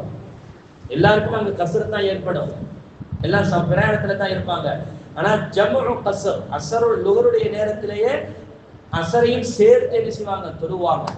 வருடத்திற்கு ஒரு தடவை தான் பள்ளியாசல்ல தொழுகை நடக்கும். இந்த ஒரு தடவை, அதுக்கப்புறம் புட்டிடுவாங்க. அதோட புட்டி தான் கிடக்கும், வேற எந்த தொழுகை நடக்காது. இப்பொழுதுதான் அந்த அரஃபா தினத்தன்னைக்கு தான் தொழுகை நடக்கும். அந்த பள்ளிவாசல் என்று தொழுவது அவ்வளவு பெரிய நன்மை என்று பெருமானார் ஸல்லல்லாஹு அலைஹி வஸல்லம் அவங்க சொல்லி தந்திருக்கிறாங்க. அரஃபா மைதானம் என்னுடைய பாவங்களை எல்லாம் போக்கப்படக்கூடிய ஒரு நாள். அல்லாஹ் தஆலா பெருமை பொங்க பேசக்கூடிய ஒரு நாள் அது. அதிலிருந்து ரசூலுல்லாஹி ஸல்லல்லாஹு அலைஹி வஸல்லம் சொல்லுவாங்க, அந்த நாள்ல நாங்க என்ன ஓதணும்னு சஹாபாக்கள் கேட்பாங்க. ரசூலுல்லாஹ் சொல்லுவாங்க, நானும் எனக்கு முன்னால் உள்ள நபிமார்களும் ஓதின துஆவை நாங்கள் உங்களுக்கு கற்றுத்தருகிறேன் என்று சொல்லி ரசூலுல்லாஹ் ஸல்லல்லாஹு 4ஆம் கலிமாவை சொல்லுவாங்க. லா இலாஹ இல்லல்லாஹு வஹ்தஹு லா ஷரீக லஹு லஹுல் முல்கு வ லஹுல் ஹம்து யுஹ்யி வ யுமீத்து வ ஹய்யுல் லா யமூத்து பியதில் கைர் வ ஹுவ அலா குல்லி ஷைஇன் கதீர் என்ற துஆவை நானும் எனக்கு முன்னால் உள்ள நபிமார்களும் அந்த நேரத்தில் அவர்கள் ஓதினார்கள் என்று சொன்னாங்க. அந்த துஆவை அரஃபாவுடைய தினத்துல நீங்க ஊர்ல இருந்தாலும் அதை நோன்பு வைத்துக் கொண்டு அந்த துஆவை அதிகமாக நீங்கள் ஓதிக்கொண்டே இருங்கள். அதுதான் அதிகமா ஓதிக்கிட்டு இருப்பாங்க. ரசூலுல்லாஹி ஸல்லல்லாஹு அலைஹி வஸல்லம் சொல்லுவாங்க, நான் அல்லாஹ்ட்ட அரஃபா தினத்துல அரஃபாவுடைய அந்த பகல் முடிஞ்சதோட சூரியன் மறைவதற்கு முன்னால கிளம்பிடுவாங்க. எங்க போயிடுவாங்க? முஸ்தலிஃபாவுக்கு போயிடுவாங்க. அரஃபாவுக்கு அடுத்து அப்படி முஸ்தலிஃபாவுக்கு போவாங்க. முஸ்தலிஃபாவுக்கு போகும்போது அவ்வளவு கூட்டமா இருக்கும். அப்படியே கடந்து கொஞ்சம் கொஞ்சமா நடந்து போவோம். அங்க போய் தான் மக்ரிபை இஷாவையும் தொழுகல் ஜம்மு கஸ்ர் செய்யணும். அங்கதான் சுபஹுக்கு முன்னால போய் 7-8 கிலோமீட்டர் தான். ஆனா அதுக்கு முன்னா அது நடந்து போறதுக்கு அவ்வளவு லேட் ஆகும். சுபஹுக்கு முன்னால போய் அங்க போய் என்ன செய்யணும்? மக்ரிபை இஷாவையும் ஜம்மு கஸ்ர் செய்யணும். ரசூலுல்லாஹி ஸல்லல்லாஹு அலைஹி வஸல்லம் முஸ்தலிஃபாவுல போய் மரஹபா மரஹபான்னு சொன்னாங்க. என்ன வாழ்த்துக்கள் வாழ்த்துக்கள். என்ன யார சொன்னாரு கேட்கும்போது சொன்னாங்க, நான் அரஃபா மைதானத்தில் இருந்து கொண்டு அல்லாஹ்விடத்தில் துஆ கேட்டேன், யா அல்லாஹ் இங்க கூடி இருக்கக்கூடிய எல்லா மக்களுடைய பாவத்தையும் மன்னித்து விடு.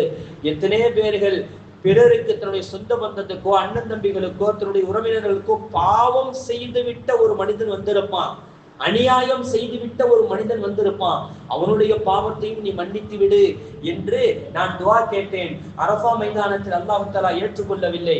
முஸ்தலிஃபாவில் வந்து அதே துஆவை கேட்டேன், யா அல்லாஹ் அநியாயம்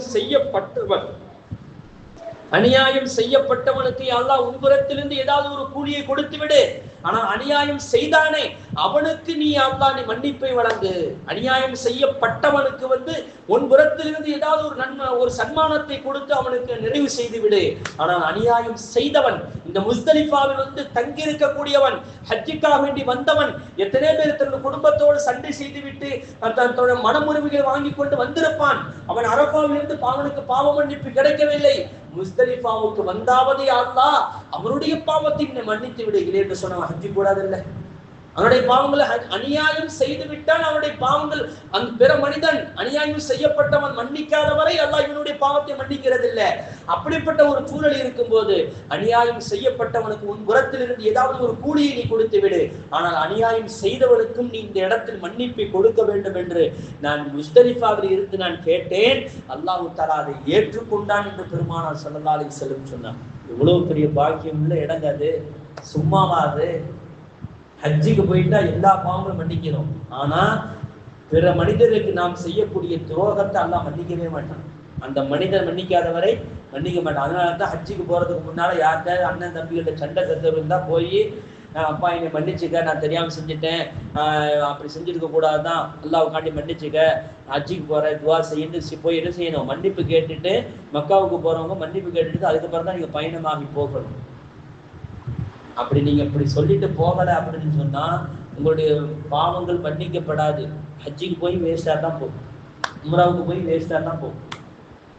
ஆனா ரசூலுல்லாஹி ஸல்லல்லாஹு அலைஹி வஸல்லம் சொன்னாங்க, அவனுக்கும் அப்படிப்பட்டவனுக்கும் முஸ்தலிஃபாவில் அல்லாஹ் தஆலா மன்னிப்பை வழங்குகிறான் என்று பெருமானார் ஸல்லல்லாஹு அலைஹி வஸல்லம் அவர்கள் சொன்னார்கள் என்றால் எவ்வளவு பெரிய பாக்கியம்.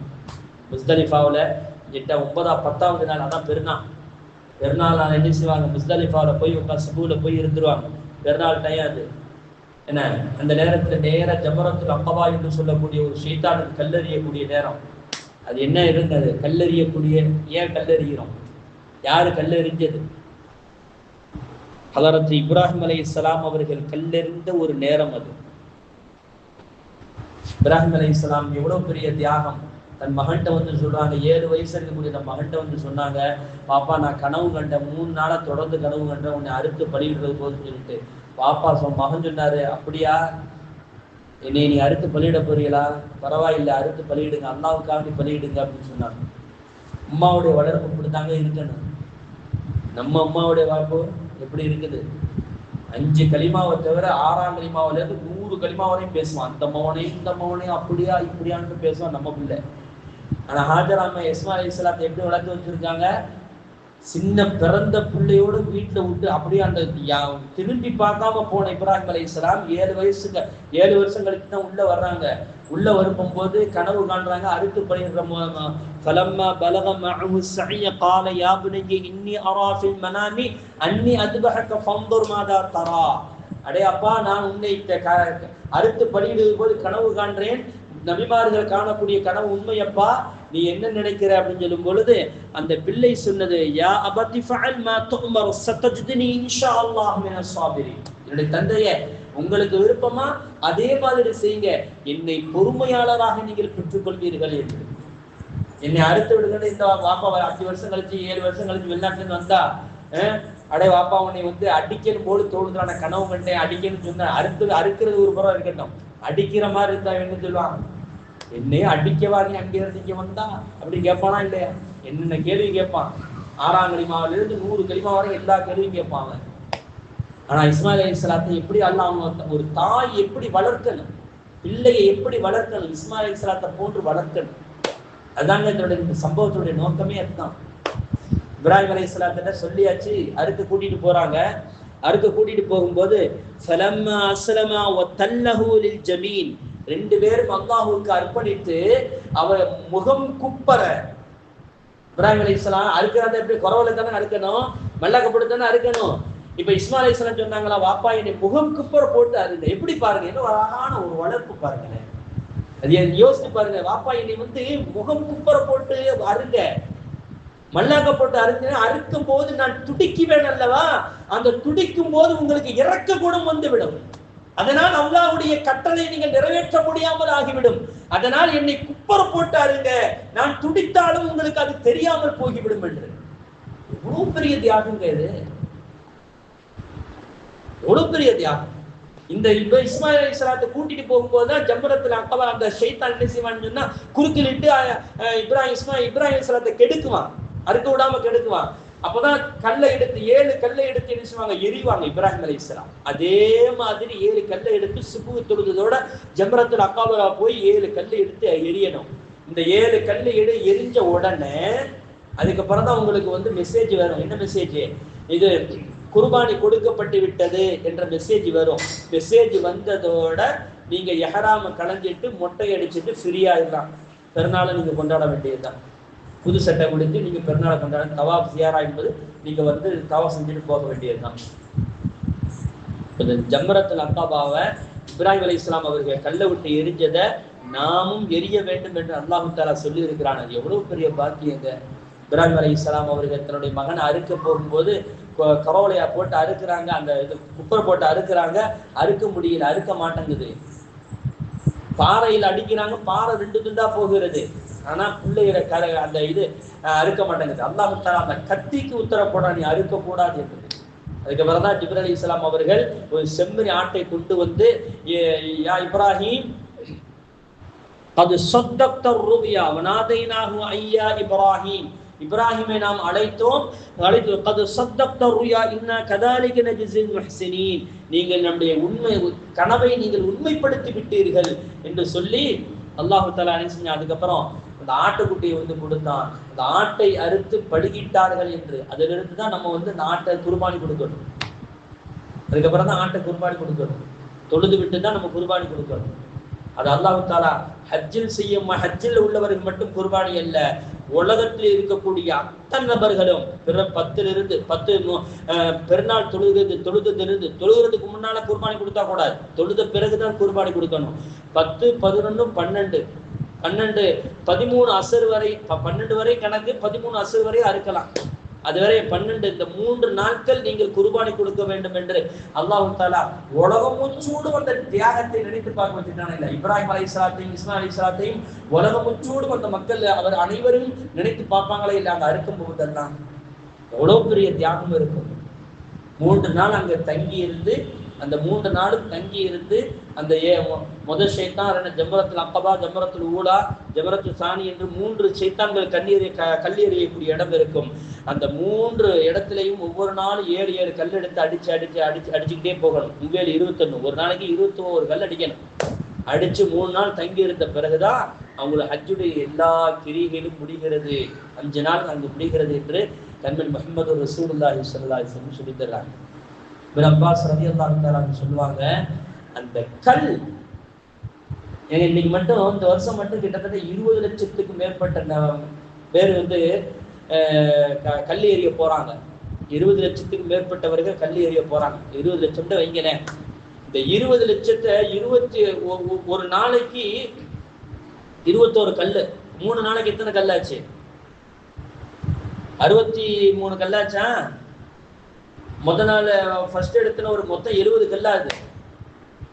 70 கல் நீங்க கணக்கு போட்டு 20 லட்சம் பேருக்கு நீங்க டிவைட் பண்ணி பாருங்களேன், எத்தனை லட்சம், எத்தனை கோடி வருது. இந்த கல்லெல்லாம் எங்கெங்க போகுது? அல்லாஹ்வுடைய அற்புதத்தை நீங்கள் பார்க்க வேண்டும் என்று சொன்னால் இப்னு அப்பாஸ் ரலியல்லாஹு சொன்னாங்க, ஜம்ரத்துல் அக்கபாவில் போய் நீங்க கல் அடிக்கக்கூடிய அந்த இடத்தை போய் பாருங்கள். 20 லட்சம் பேருக்கு 70 கல்லு கிடைக்கணும். அந்த 3 நாளைக்கு 70 கல்லு, 20 லட்சம் பேருக்கு கல்லு கிடைக்கணும்னு சொன்னா அந்த கல்லு எங்கிருந்து வருகிறது, எப்படி உருவாகிறது? சரி, அடித்த கல் எத்தனை 1400 ஆண்டு காலமாக அடித்துக் கொண்டு இருக்கக்கூடிய ஒரு அமல் அது. இன்னைக்கு அந்த அடிச்சு அடிச்சு அடிச்சு அடிச்சு அடிச்சு மிகப்பெரிய மனமாக இருக்கணுமா இல்லையா? இல்லையே, எப்ப மாதிரி தானே இருக்குது. அப்ப அந்த கல் எங்கே இருந்து வருகிறது, எங்கிருந்து போகிறது? அல்லாஹ்வுடைய அற்புதத்தை இந்த பூமியில் நீங்கள் பார்க்க வேண்டும் என்று சொன்னால் ஜம்ரத்துல் அக்பாவை போய் பாருங்கள் என்று சொல்வார்கள். ஒரு மனிதன் இந்த 3 நாள்ல 70 கல் அடிக்கணும், 70 கல் அடிக்கணும்.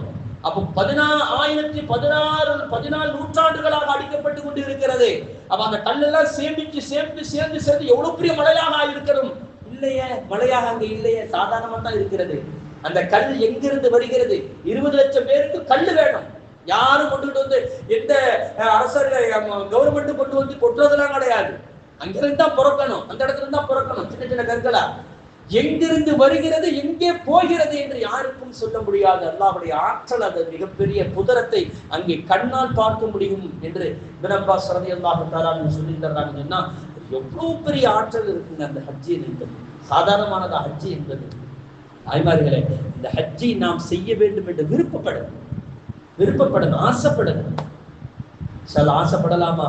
வரக்கூடிய ஆண்டுகள் இன்ஷா அல்லாஹ் நம்ம தெருவில் இருந்து அதிகமானவர்கள் ஆண்களும் பெண்களும் ஹஜ்ஜிக்கு நியத்து வைங்க இன்ஷா அல்லாஹ். ஜூன் மாசத்துல அடுத்த வருஷத்துக்கு உண்டான ஹஜ்ஜி கமிட்டில வந்து அந்த அப்ளிகேஷன் வந்து வெளியாக்குறாங்க. ஜூன் மாசத்துல வெளியாக்குறாங்க இன்ஷா அல்லாஹ். விருப்பம் உள்ளவர்கள், வசதி வாய்ப்புகள் இருந்த சின்ன வயசுல போயிடணுங்க. வயசான காலத்துல எல்லாம் போகணும்னு ஆசைப்படாதீங்க, சின்ன வயசுலயே போயிடணும். அடுத்த வருஷம் இன்ஷா அல்லாஹ் அதிகமானவர்கள் ஹஜ்ஜிக்கு போகணும். நம்மளெல்லாம் ஊர் மக்கள் எல்லாம் துவா செஞ்சு இன்ஷா அல்லாஹ் வழி அனுப்பி வைக்கணும். அல்லாஹ் தஆலா அந்த பாக்கியங்களை அனைவருக்கும் தந்தரல் புரிவானாக இன்ஷா அல்லாஹ். இந்த அடுத்த வாரம் மட்டும்தான் நம்ம அடுத்த வாரம் இன்ஷா அல்லாஹ் பயானுக்கு வருவோம். அதுக்கு அடுத்த வாரம் சொல்ல முடியாது, ஏன்னா ஊர்ல ஃபங்க்ஷன் இருக்குது, ஹஜ்ஜிக்கு போகணும் அப்படின்னு சொல்லி இன்ஷா அல்லாஹ் 3ஆம் தேதி நம்ம ஊர்ல இருந்து தான் இன்ஷா அல்லாஹ் நான் ட்ரெயின்ல ஹஜ்ஜிக்கு கிளம்புறேன். தாங்களெல்லாம் நிறைய துவா செய்யணும் இன்ஷா அல்லாஹ். நல்லபடியா நானும் அக்காவும் நம்ம ஊர்ல கிட்டத்தட்ட ஒரு 28 பேர் ஒரு குழுவாக நம்மளுடைய தலைமையில இன்ஷா அல்லாஹ் போறோம். எல்லாருக்காக வேண்டி, எல்லா நாட்டு மக்களுக்காக வேண்டி தாங்கள் எல்லாம் துவா செய்யணும். நல்ல முறையில ஹஜ்ஜி செஞ்சுட்டு வரணும் அப்படிங்கிறதுக்கு துவா செய்யணும். ஆரோக்கியத்திற்காக வேண்டி துவா செய்யுங்க. நானும் உங்களுக்காக வேண்டி, இந்த தெருவாசிகளுக்கு, ஊர் மக்களுக்கு, எல்லாருக்காக வேண்டி நான் இன்ஷா அல்லாஹ் துவா செய்வேன். நீங்களும் எங்களுக்காக வேண்டி இன்ஷா அல்லாஹ் துவா செய்யுங்க இன்ஷா அல்லாஹ். ஏன்னா அடுத்த வாரம் அஸ்கரா அவங்களுடைய வீட்டில் வச்சு இன்ஷா அல்லாஹ் பயான் நடைபெறும். எத்தனை பேர், சில பேர் வரலாம், இந்த வாரம் வந்தவங்க அடுத்த வாரம் வராமல் இருக்கலாம். அதனால இன்ஷா அல்லாஹ் நான் இப்பொழுதே நான் உங்களுக்கு பயணத்தை சொல்லுறேன். இன்ஷா அல்லாஹ் நிறைய துவா செய்யுங்க. நல்லபடியா நாங்கள் போயிட்டு வரணும், ஆரோக்கியமா போயிட்டு ஆரோக்கியமா திரும்பி வரணும்னு நிறைய துவா செய்யுங்க இன்ஷா அல்லாஹ். ஒவ்வொரு ஒருத்தரையும் துவா செய்யுங்க. நானும் இன்ஷா அல்லாஹ் உங்களுக்காக வேண்டி காபத்துல்லாவில் இருந்து கொண்டு, பினாவில் இருந்து கொண்டு, முஸ்தலிஃபாவில், அரஃபா மைதானத்தில் எங்கெங்கெல்லாம் துவா செய்யணும் அந்த இடத்துல எல்லாம் இன்ஷா அல்லாஹ் உங்களுக்காக வேண்டி, தெருவாசிகளுக்காக வேண்டி, ஊர் மக்களுக்காக வேண்டியும் இன்ஷா அல்லாஹ் நான் துவா செய்வேன். இன்ஷா அல்லாஹ் எல்லாரும் நல்லபடியாக இன்ஷா அல்லாஹ் துவா செய்யுங்க. இன்ஷா அல்லாஹ் போயிட்டு வரோம். பிஸ்மில்லாஹிர் ரஹ்மானிர் ரஹீம். அல்ஹம்துலில்லாஹி ரப்பில் ஆலமீன். اللهم صل على سيدنا محمد النبي الأمي وعلى آله وصحبه وسلم تسليما. اللهم آت نفوسنا تقواها وزكها أنت خير من زكاها أنت وليها ومولاها.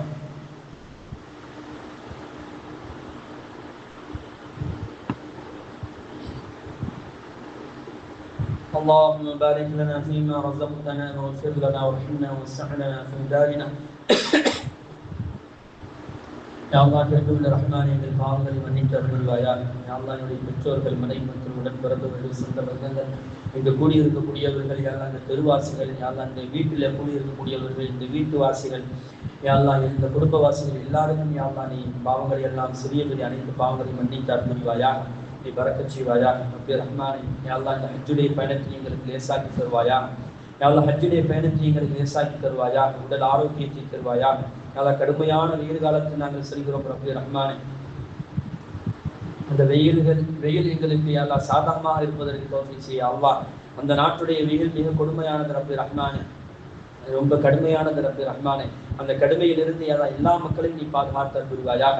யா அல்லாஹ் வெயில் கொடுமையை எதுவும் வந்து விடாமல் பாதுகாத்தால் புரிவாயாக. எங்களுடைய உடம்பை யா அல்லாஹ் அதற்கு தகுந்த மாதிரி யா அல்லாஹ் சீதோஷ்ண மாற்றத்தை தந்தால் புரிவாயாக. ரப்பே ரஹ்மானே, யா அல்லாஹ் எங்களுடைய ஹஜ்ஜை நீ ஏற்றுக்கொள்வாயாக. யா அல்லாஹ் நாங்கள் செல்லக்கூடிய இடம் பயணங்கள் லேசாக இருப்பதற்கு தௌஃபீக் செய்ய அல்லாஹ். ஹஜ்ஜில் நாங்கள் செய்யக்கூடிய எல்லா அமல்களையும் அங்கீகரித்துக் கொள்வாயாக. யா அல்லாஹ் அரஃபா மைதானத்தில் நாங்கள் கேட்கக்கூடிய துஆக்கள் அனைத்தையும் அங்கீகரித்துக் கொள்வாயாக. முஸ்தலிஃபா, மினா, யா அல்லாஹ் கஅபத்துல்லா அனைத்து இடத்திலும் நாங்கள் கேட்கக்கூடிய துஆக்களை ஏற்றுக்கொள்வாயாக. ரப்பி ரஹ்மானே, எங்களுக்கு நல்ல வாழ்க்கையை தந்தல் புரிவாயா. யா அல்லாஹ் இந்த திருவாசிகள் அதிகமானவர்கள் எல்லா நபர்களும் ஹஜ்ஜி செய்யக்கூடிய பாக்கியத்தை தாயா அல்லாஹ். எல்லாவர்களும் உம்ரா ஹஜ்ஜி செய்வதற்கு தௌஃபீக் செய்ய அல்லாஹ். யா அல்லாஹ் ஹஜ்ஜுடைய பாக்கியங்களை நீ தாயா அல்லாஹ். ஹஜ்ஜுக்கு செல்லாமல் நாங்கள் மூத்தா விடாமல் எங்களை பாதுகாத்துக் கொள் ரப்பி ரஹ்மானே. ஹஜ்ஜை எங்களுக்கு பரிபூர்ணமாக்கி தாயா அல்லாஹ். ஹஜ்ஜை நாங்கள் முழுமையாக நிறைவேற்றி நாங்கள் வர வேண்டும் ரப்பி ரஹ்மானே. வாழ்நாளில் அதிகமான ஹஜ்ஜுகள் செய்வதற்கு நீ தௌஃபீக் செய்ய அல்லாஹ். எங்களுக்கு பரக்கத் செய்ய அல்லாஹ். எங்களுக்கு பரக்கத் செய்ய அல்லாஹ். கடன் இல்லாத வாழ்க்கையை தாயா அல்லாஹ். கடனை இல்லாமல் நாங்கள் ஹஜ்ஜுக்கு செல்ல வேண்டும் ரப்பி ரஹ்மான். எங்களுக்கு நீ அருள் செய்வாயாக யா அல்லாஹ். கடனை அடைப்பதற்குண்டான அந்த சக்தி எங்களுக்கு தந்தல் புரிவாயாக யா அல்லாஹ். இந்த குடும்பத்திற்கு நீ பரக்கத் செய்ய அல்லாஹ். இந்த குடும்பத்திற்கு நீ பரக்கத் செய்ய அல்லாஹ். யாராரும் வீடுகளில் எல்லாம் பயான்கள் வைத்தோமோ யா அல்லாஹ், அனைத்து வீடுகளிலும் பரக்கத் செய்ய அல்லாஹ். அனைத்து வீடுகளிலும் பரக்கத் செய்ய அல்லாஹ். யா அல்லாஹ், இந்த பயானுக்கு கூடியிருக்கக்கூடிய அனைத்து மக்களுக்கும் யா அல்லாஹ் நீ பரக்கத் செய்ய அல்லாஹ். அவரவருடைய மனைகளிலேயும் பரக்கத் செய்ய, வீடுகளிலேயும் பரக்கத் செய்ய அல்லாஹ். பிள்ளைகளிலேயும் ஜோடிகளிலேயும் யா அல்லாஹ். பொருளாதாரத்திலேயும் பரக்கத் செய்ய அல்லாஹ். வட்டியை விட்டு பாதுகாத்துக் கொள் யா அல்லாஹ். பாவமான காரியத்திலிருந்து எங்களை நீ பாதுகாத்துக் கொள் யா அல்லாஹ். ஹராமான செயல்பாடுகளிலிருந்து எங்களை நீ பாதுகாத்துக் கொள் யா அல்லாஹ். ஹராமை விட்டு எங்களை முழுமையாக்கி தாயா, முழுமையான பாதுகாப்பை தா ரப்பி ரஹ்மானே. நல்ல ஹராமான செயல்பாடுகளை எங்களுக்கு வந்துவிடக்கூடாது யா அல்லாஹ். நல்ல பாவமான காரியத்தை விட்டு எங்களை நீ பாதுகாத்துக் கொள் ரப்பி ரஹ்மானே. யா அல்லாஹ், எங்களுடைய பிள்ளைகள், எங்களுடைய பெற்றோர்களை நீ பரக்கச் செய்ய அல்லாஹ். எங்களுடைய வீடுகளிலே பரக்கச் செய்ய அல்லாஹ். எங்களுடைய சொந்த பந்தங்களை பரக்கச் செய்ய அல்லாஹ். யா அல்லாஹ், பொறாமை விட்டு எங்களை நீ பாதுகாத்துக் கொள் யா அல்லாஹ். கண் திருஷ்டியை விட்டு எங்களை நீ பாதுகாத்துக் கொள் யா அல்லாஹ். கண் திருஷ்டியை விட தீமைகளை விட்டு எங்களை நீ பாதுகாத்துக் கொள் யா அல்லாஹ். யா அல்லாஹ், கண் திருஷ்டியை விட்டு பாதுகாத்துக் கொள் யா அல்லாஹ். கண் திருஷ்டினால் மிகப்பெரிய பாதிப்புகள் ஏற்படுகிறது நாயனே. யா அல்லாஹ், கண் திருஷ்டியை விட்டு பாதுகாத்துக் கொள் ரப்பி ரஹ்மானே. யா அல்லாஹ், ஷைத்தான்களுடைய தீமைகளை விட்டு பாதுகாத்துக் கொள் யா அல்லாஹ். ஷைத்தான்களுடைய தீமைகளை விட்டு பாதுகாத்துக் கொள் யா அல்லாஹ். ஜின்னு ஷைத்தான்கள் முசீபத்துகள் பலா முசீபத்திலிருந்து எங்களை நீ பாதுகாத்துக் கொள் யா அல்லாஹ். பாவத்திலிருந்து எங்களை நீ பாதுகாத்துக் கொள் யா அல்லாஹ். கடனிலிருந்து எங்களை நீ பாதுகாத்துக் கொள் யா அல்லாஹ். யா அல்லாஹ், கடுமையான உஷ்ணமாக இருக்கிறது ரப்பி ரஹ்மான், தீமைகளிலிருந்து எங்களை நீ பாதுகாத்துக் கொள் யா அல்லாஹ். யா அல்லாஹ், எங்களுடைய உடம்பு எல்லா காலத்திற்கும் ஒத்து போகக்கூடிய உடம்பாக நீ ஆக்கி தாயா அல்லாஹ். ஆரோக்கியமான உடம்பை எங்களுக்கு தாயா அல்லாஹ். யா அல்லாஹ், ஆரோக்கியமான உடம்பை எங்களுக்கு தா ரப்பி ரஹ்மானே. யா அல்லாஹ், தீமையை விட்டு எங்களை பாதுகாத்துக் கொள் ரப்பி ரஹ்மானே. யா அல்லாஹ், இத்தனை பேர்களுக்கு யா அல்லாஹ் குழந்தை பாக்கியம் இல்லாமல் இருக்கிறார்கள், அனைவருக்கும் குழந்தை பாக்கியத்தை கூடிய யா அல்லாஹ். யா அல்லாஹ், இங்கே கூட இருக்கக்கூடியவர்கள் எத்தனை பேருக்கு என்னென்ன நோக்கத்தில் வந்திருப்பார்கள் ரப்பி ரஹ்மானே, அனைத்து நோக்கங்களையும் நிறைவேற்றக்கூடிய ரப்பி ரஹ்மானே. யா அல்லாஹ், இந்த அமல் யா அல்லாஹ் கியாமத் நாள்கள் நடைபெற்றுக் கொண்டு இருக்க வேண்டும் ரப்பி ரஹ்மானே. யா அல்லாஹ், கியாமத் நாள்களில் இது நடைபெற்றுக் கொண்டு இருக்க வேண்டும். இதன் மூலமாக அதிகமான மக்கள் பலன் பெற வேண்டும் ரப்பி ரஹ்மானே. அதற்கு நீ அருள் செய்ய அல்லாஹ். பாவத்திலிருந்து எங்களை நீ பாதுகாத்துக் கொள் ரப்பி ரஹ்மானே. எல்லா மக்களுக்கும் ஒரு விதமான ஈர்ப்பு ஏற்பட வேண்டும் ரப்பி ரஹ்மானே. யா அல்லாஹ், இங்கே கூடி இருக்கக்கூடிய அனைவருக்கும் நீ பரக்கத் செய்ய அல்லாஹ். அனைவருக்கும் நீ பரக்கத் செய்ய அல்லாஹ். அவருடைய குடும்பங்களிலே பரக்கத் செய்ய அல்லாஹ். வீடுகளிலே பரக்கத் செய்ய அல்லாஹ். அவருடைய பிள்ளைகளிலே பரக்கத் செய்ய அல்லாஹ். அவருடைய ஜோடிகளிலே பரக்கத் செய்ய அல்லாஹ். யாரெல்லாம் வெளிநாடுகளில் இருக்கிறார்கள் அனைவருக்கும் பரக்கத் செய்ய அல்லாஹ். அவருடைய ஆயுளிலே பரக்கத் செய்ய அல்லாஹ். அவருடைய ஆரோக்கியத்திலே பரக்கத் செய்ய அல்லாஹ். யாராருக்கெல்லாம் விசா இல்லாமல் யா அல்லாஹ் இருக்கின்றார்கள் அனைவருக்கும் விசாவை கொடு யா அல்லாஹ். அந்த நாட்டில் நல்லா சம்பாதிப்பதற்கு உண்டான எல்லா வசதி வாய்ப்புகளையும் நீ கொடுத்தது யா அல்லாஹ். அவர்களுக்கு யா அல்லாஹ் எல்லா காரணங்களையும் நீ கொடுத்து யா அல்லாஹ் அவர்கள் வெற்றி பெற செய்வாயாக யா அல்லாஹ். இதிலையும் அவர்கள் தோல்வி அடைந்து விடாமல் பாதுகாத்துக் கொள் ரப்பி ரஹ்மானே. வெளிநாட்டில் வாழக்கூடிய சகோதரர்கள் நல்ல முறையில் ஆற்றலோடு வர வேண்டும் ரப்பி ரஹ்மானே. நல்ல ஒரு ஆற்றலோடு வர வேண்டும் ரப்பி ரஹ்மானே. நல்ல சம்பாத்தியத்தோடு வர வேண்டும் ரப்பி ரஹ்மானே. உடல் ஆரோக்கியத்தை கூடிய அல்லாஹ், நீண்ட ஆயுளை கூடிய அல்லாஹ். அவர்கள் நல்ல வாழ்க்கை வாழ வேண்டும் ரப்பி ரஹ்மானே. புனிதமான வாழ்க்கை வாழ வேண்டும் ரப்பி ரஹ்மானே. யா அல்லாஹ், வெளிநாடுகளில் யாரும் இறந்து விடாமல் பாதுகாத்துக் கொள் யா அல்லாஹ். வெளிநாடுகளில் யாரும் இறந்து விடாமல் பாதுகாத்துக் கொள் யா அல்லாஹ். எங்களுடைய மரணத்தை எங்களுடைய சொந்த ஊரில் சொந்த குடும்பத்தின் மத்தியிலே யா அல்லாஹ் எங்களுடைய மரணங்கள் ஏற்படுவதற்கு தௌஃபீக் செய்ய அல்லாஹ். யா அல்லாஹ், எங்களுக்கு நீண்ட ஆயுளையும் நோயற்ற வாழ்க்கையின் குறையற்ற செல்வத்தின் தாய் யா அல்லாஹ். எல்லா விதமான நோய்களிலிருந்து எங்களை நீ பாதுகாத்துக் கொள் ரப்பி ரஹ்மானே. எல்லா விதமான தீமைகளிலிருந்து எங்களை நீ பாதுகாத்துக் கொள் ரப்பி ரஹ்மானே. யா அல்லாஹ், இந்த துஆவை கண்மணி முஹம்மது ரசூலுல்லாஹி ஸல்லல்லாஹு அலைஹி வஸல்லம் அங்கீகரித்துக் கொள்வாயாக. யா அல்லாஹ், யாரெல்லாம் குடும்பங்களில் எல்லாம் திருமணம் முடிக்க முடியாமல் தவித்துக் கொண்டிருக்கிறார்களோ அவர்கள் தகுந்த ஜோடிகளை கொடுத்து யா அல்லாஹ் திருமணம் முடிப்பதற்கு தௌஃபீக் செய்ய அல்லாஹ். ஆண் குமருக்கும் பெண் குமருக்கும் நல்ல ஜோடிகளை ஏற்படுத்தி யா அல்லாஹ் திருமணம் சீக்கிரத்தில் முடிப்பதற்கு தௌஃபீக் செய்ய அல்லாஹ். திருமணம் முடித்தும் எத்தனை பேர் குழந்தை பாக்கியம் இல்லாமல் இருக்கிறார்கள் அனைவருக்கும் குழந்தை பாக்கியத்தை கூடிய அல்லாஹ். எத்தனை பேர்கள் குழந்தை உண்டாக இருக்கிறது யா அல்லாஹ், அவர்களுக்கு யா அல்லாஹ் பரிபூர்ணமான முறையில நல்ல முறையில சாலிஹான ஆண் குழந்தைகளும் பெண் குழந்தைகளும் பிறப்பதற்கு நீ தௌஃபீக் செய்ய அல்லாஹ். உடல் ஆரோக்கியத்தை நீ கொடுத்தருள் ரப்பி ரஹ்மானே யா அல்லாஹ் அவர் சுகப்பிரசமாவதற்கு உண்டான தௌஃபீக்கை கொடு யா அல்லாஹ். ஒரு குழந்தையும் தாயும் யா அல்லாஹ் நல்ல ஆரோக்கியமாக இருப்பதற்கு நீ தௌஃபீக் செய் யா அல்லாஹ். ரப்பே ரஹ்மான், இந்த குழந்தைகளை பரிபூர்ணமான குழந்தைகளாக எந்த குறையும் இல்லாத குழந்தைகளாக நீ கொடுத்தருள் புரிவாயாக. அல்லாஹ் சாலிஹான முத்தகீன்களான குழந்தைகளாக நீ கொடுத்தருள் புரி ரப்பே ரஹ்மானே. யா அல்லாஹ் துஆவை கண்மணி முஹம்மது ரசூலுல்லாஹி ஸல்லல்லாஹு அலைஹி வஸல்லம் உன் கண்ணியத்தின் பொருட்டால் மகிழ்ச்சிக் கொள்வாயாக. ربنا هب لنا من ازواجنا وذرياتنا قرة اعين واجعلنا للمتقين اماما. ربنا اتنا في الدنيا حسنة وفي الاخرة حسنة وقنا عذاب النار. يا ربي الله ربنا رب رحمه كما ربياني صغيرا. يا ربي بالمصطفى بلغ مقاصدنا واغفر لنا ما مضى واصلح لنا ما مضى يا واسع الكرم. صلى الله تعالى وسلم وبارك ورحمة على رسولك وخير خلقه سيدنا محمد وآله وصحبه أجمعين. آمين آمين آمين. سبحان ربك رب العزة عما يصفون وسلام على المرسلين والحمد لله رب العالمين. سبحان الله وبحمده.